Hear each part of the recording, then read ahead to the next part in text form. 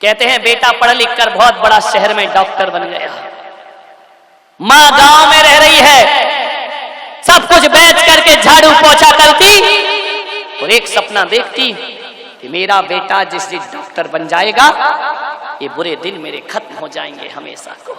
एक दिन डॉक्टर बन गया, बेटे ने माँ की सुध ना ली, शहर की हवा लग गई। एक दिन बहुत बीमार पड़ी, गांव के लोगों ने कहा कि माँ तेरा बेटा डॉक्टर है, जाकर इलाज करा। उसने कहा मेरा बेटा शहर में कहां रहता है, एड्रेस मुझे नहीं मालूम है। एक माँ को बेटे का पता नहीं। गांव के लोगों ने कहा बहुत बड़ा डॉक्टर है, किसी को भी पूछेगी हर कोई पहुंचा देगा। अच्छा, मेरे पास जाने के लिए पैसा नहीं है। सोचो, जिस बेटे के लिए बेटियों की हत्या करती हो उस माँ के पास शहर जाने का पैसा नहीं है और बेटा बहुत बड़ा डॉक्टर है। मान्यवर, इसे कहानी मत समझना, ये घटना कभी भी तुम्हारे घर में घट सकती है, ध्यान रखिए। गांव के लोगों ने चंदा चिट्ठा इकट्ठा किया, ले मां तू शहर चले जा। जैसे ही शहर पहुंची, रेलवे स्टेशन पर उतरी, प्लेटफार्म से बाहर गई, ऑटो रिक्शे वाले को बोली इस डॉक्टर को जानते हो? अरे रिक्शे वाले ने कहा बूढ़ी अम्मा कौन नहीं जानता उसको, इस शहर का बहुत बड़ा डॉक्टर है, बहुत बड़ा डॉक्टर। छाती फूल गई उस माँ की, मुझे वहां तक पहुंचा दो। बोले चलो, बिठाया, रिक्शे पर ले गया। माँ ने अपनी पोटली में से पुराना नोट निकाला। रिक्शे वाले ने कहा नहीं, कोई बात नहीं माँ जी, नहीं चाहिए मुझे पैसा, तू रख, एक दिन पुण्य का काम मुझे भी करने दे। माँ ने बहुत समझाया, ले ले बेटा पैसा, मेरे पास क्या कमी है मुझे, मेरा बेटा इतना बड़ा डॉक्टर, इतनी बड़ी कोठी। आंखें फटी की फटी रह गई उस माँ की। रिक्शे वाला चला गया, प्रणाम करके बेल बजाई, बेटा ने दरवाजा खोला।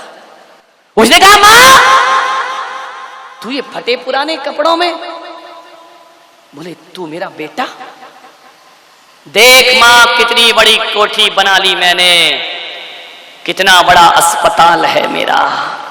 माँ के आंचल से दूध छलक आया। उसने कहा बेटा आज ये माँ धन्य हो गई, तूने मेरी मेहनत सार्थक और सफल कर दी। आज मैं सब भूल गई कि मैंने एक दूसरों के कपड़े धोए हैं, झाड़ू पोछा किया है, इतना बड़ा डॉक्टर बन गया। भीतर से एक डॉक्टर और निकली। माँ ने पूछा ये कौन है? बोले माँ ये तेरी बहू है, शादी भी हो गई। बोले कॉलेज में साथ साथ पढ़ते थे, सब कुछ बहुत जल्दी में हो गया, हम तुझे खबर नहीं दे पाए। माँ ने कहा कोई बात नहीं बेटा, तू खुश रह, ये माँ का दुआएं तुझे है। कैसे आई माँ? 3 महीने से बीमार हूं बेटा, कोई इलाज नहीं हो रहा मेरा, गांव में अकेली पड़ी हूं, गांव वालों ने मुझे तेरे पास भेजा है। बेटा ने कहा कोई बात नहीं, मैं तेरा इलाज करूंगा। अस्पताल में एडमिट कराया, 7 दिन तक इलाज हुआ। 8वें दिन मां सही हो गई। बेटे ने कहा मां देख मैंने तुझे सही कर दिया। बेटे के सिर पर हाथ रखा, मेरे बच्चे बस यही दिन मैं देखना चाहती थी।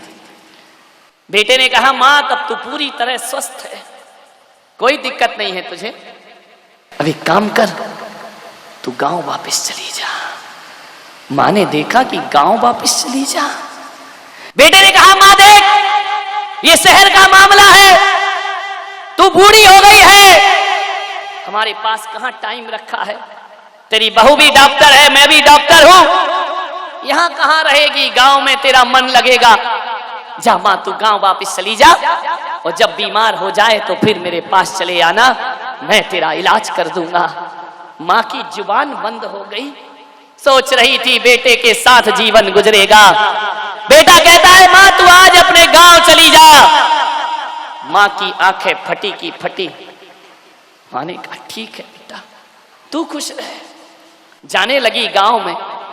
बेटे ने कहा कि ठहरो मां, एक काम तो करते जाओ। बोले क्या है? अपने जेब के कोट की जेब में हाथ डाला। मां सोच रही थी कुछ पैसा देगा। एक कागज का टुकड़ा निकाला और कहा मां 7 दिन तू अस्पताल में रही, उसका बिल चाहिए मुझे। और तुझे जो मैंने दवाई खिलाई उस दवाई का ये पर्चा है, डॉक्टर की फीस है। तुझे दूध पिलाया उसका एक कर्जा है। मां जाने से पहले ये बिल चुका के जाना। मां एक हाथ में कागज का टुकड़ा देखती है और सामने खड़ा दिल का टुकड़ा देखती है। मां सोचती है कि गांव वालों, ये दिन दिखाने से पहले मुझे वहीं तड़प करके मर जाने देते। धरती तू फट जा तो मैं अपनी जिंदगी को समाप्त कर लो। वह देखती है क्या इस कलयुग में ऐसा भी हो सकता है कि अपना बेटा ही अपनी दवाई का बिल हमसे मांग सकता है। ऐसा घोर कलयुग। ये बेटा कह रहा है दवाई का बिल चुका, ये बेटा कह रहा है दूध का बिल चुका। आंखें पथरा गई उसकी, शब्द मौन है, कंठ रुंध गए उस मां के। उस मां ने थोड़ी देर अपने आप को संभाला। सीने पर बहुत दर्द पैदा हुआ, जो दर्द शायद इसे जन्म देने में भी महसूस ना हुआ होगा। अपनी ही औलाद जब उपेक्षा कर दे, झरझर आंसू उस मां की आंखों से।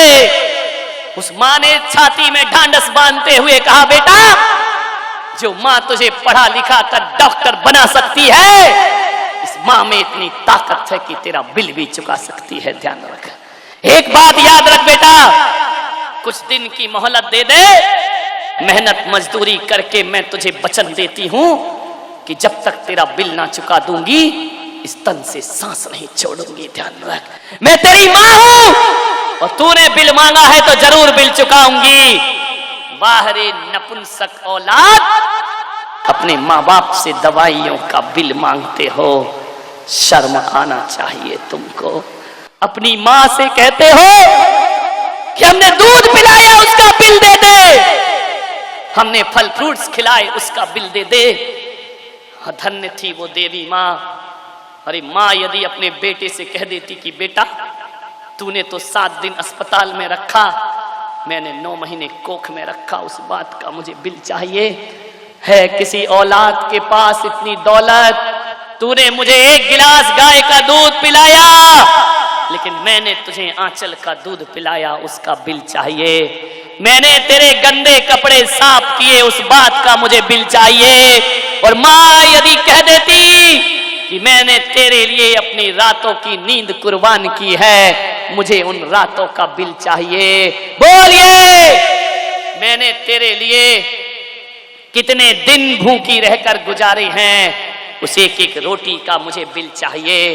तो हिंदुस्तान के नौजवानों, मैं आपसे कहता हूं कितनी भी दौलत कमा लेना, बाजार में गाय का दूध मिलेगा, भैंस का दूध मिलेगा, लेकिन बाजार में माँ का दूध नहीं बिका करता है। ध्यान रखिए, कितने भी दौलत कमा लीजिए, अरे किसी के खजाने में इतनी दौलत नहीं कि माँ के दूध का कर्ज उतार सके। एक बात ध्यान रखना, पूरे हिंदुस्तान को भी गिरवी रख दिया जाए तो भी माँ के दूध का कर्ज नहीं उतारा जा सकता। माँ तो माँ होती है मान्यवर, माँ तो वो होती है कि 7 जन्म तक अपनी खाल की जूतियां बनाकर पहनाओ तो भी माँ के ऋणों से कोई बेटा मुक्त नहीं हो सकता है। ध्यान रखिए मान्यवर, क्या हो गई मेरे देश की हालात, क्या हो गई सभ्यता, क्या हो गई संस्कृति। ये सब ढोंग है तुम्हारा पूजा पाठ मंदिर। यदि तुमने अपने घर में गर्भपात किया है, ध्यान रखिए, इन डॉक्टरों से कहूंगा ये खून की कमाई से डनलप का गद्दा तो मिलेगा, लेकिन तुमको नींद नहीं मिलेगी। ध्यान रखना, रात करवट बदलते जाएगी। खून की कमाई से अनाज का ढेर तो लगा लोगे, भूख को तरसते रहोगे। खून की कमाई से पानी तो मिलेगा, लेकिन प्यास नहीं मिलेगी। और खून की कमाई से औलाद तो मिलेगी, लेकिन बुढ़ापे में वो भी तुम्हें धक्के मारकर किसी वृद्धाश्रम में भेज देगी। ध्यान रखिए, मेरे देश में कहा गया है खून पसीने की खाना, लेकिन खून की कमाई खाना ये मेरा देश नहीं कहा करता है। ध्यान रखिए, जो लोग गर्भपात कराते हैं उनके घर में जिंदगी भर का सूतक लगना चाहिए। गर्भपात कराने वाली को संतों को आहार देने का कोई हक नहीं हुआ करता है। गर्भपात करने वालों को इंद्राणी बनने का हक नहीं होता है। भगवान का पूजन अभिषेक करने का भी इनको हक नहीं हुआ करता है। ध्यान रखिए।